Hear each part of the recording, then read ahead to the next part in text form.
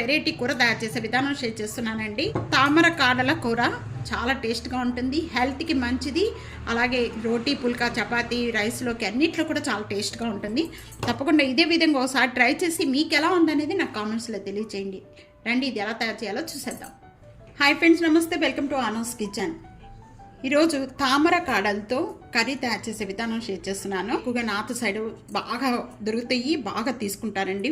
నేను వీటితో మషైనింగ్ ఎలా తయారు చేసుకోవాలి ఏంటి అనేది నేను షార్ట్లో పెట్టాను. కావాలి అనుకుంటే ఓపెన్ చేసి చూడండి. తామర కాడలతో మసాలా కూర తయారు చేసుకోవడానికి నేను ఇక్కడ ఇవన్నీ కూడా కుక్కర్లో వేసేస్తున్నానండి. కుక్కర్ మునిగేంత వరకు కూడా వాటర్ యాడ్ చేస్తున్నాను. కుక్కర్ లీడ్ పెట్టేసేసి 2 విజిల్స్ వచ్చే వరకు కూడా కుక్ చేసుకోవాలి. ఓపెన్ చేద్దాము. ఈ విధంగా ఉడికిపోతే చాలండి. ఈ పీసెస్ అన్ని కూడా కర్రీ తయారు చేసే విధానం చూద్దాం. తామర కాడల మసాలా కర్రీ తయారు చేసుకోవడానికి 3 టేబుల్ స్పూన్ ప్యాన్ లో ఆయిల్ యాడ్ చేస్తున్నాను. బాగా కాగిన వెంటనే 1/2 టేబుల్ స్పూన్ జీరా, 2 యాలకులు, 1 దాల్చిన చెక్క, 4 లవంగాలు ఇవన్నీ కూడా దీంట్లో యాడ్ చేసేస్తున్నాను. అన్ని కూడా బాగా వేగిపోయిన వెంటనే మీకు జీరా లేకపోతే కనుక సాజీరా కూడా యాడ్ చేసుకోవచ్చు, చాలా టేస్ట్ గా ఉంటుంది. నేను 2 పచ్చిమిర్చి, 2 ఉల్లిపాయలు.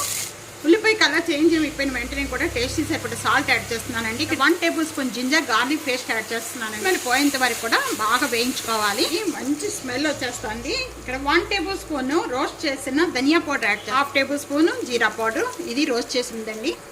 1/2 table spoon garam masala powder, 1 table spoon కారం, 1/2 టేబుల్ స్పూన్ మసాలాలన్నీ యాడ్ చేసిన వెంటనే ఇవన్నీ ఒకసారి బాగా కలిపేసుకుందాం. మసాలాలు బాగా కలుపుకున్న వెంటనే ఇక్కడ నేను 2 టమాటాలు తీసుకున్నానండి. టమాటా వేసిన వెంటనే ఒకసారి బాగా కలిపేసేసి మూత పెట్టేయండి. ఆఫ్ అయ్యేంత వరకు కూడా మగ్గించేసుకోవాలి. లో ఫ్లేమ్లో పెట్టాలండి.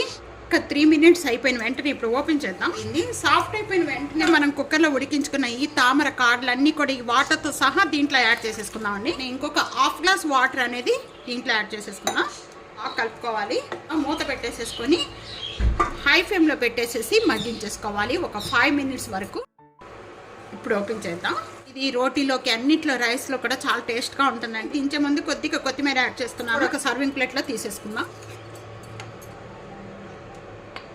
ఈ విధంగా తప్పకుండా ట్రై చేయండి, చాలా టేస్ట్గా ఉంటుంది. ఇది రోటీ, పుల్కా, చపాతీలోకి, రైస్లో కూడా చాలా టేస్ట్గా ఉంటుంది. ఇదే విధంగా ఒకసారి ట్రై చేసి మీకు ఎలా ఉందనేది కామెంట్స్లో తెలియచేయండి. ఫ్యామిలీతో, ఫ్రెండ్స్తో వీడియోని షేర్ చేస్తూ వీడియోని లైక్ చేస్తుండండి. Thank you for watching. Next వీడియోలో మళ్ళీ కలుద్దాం. అంతవరకు సెలవు. బాయ్.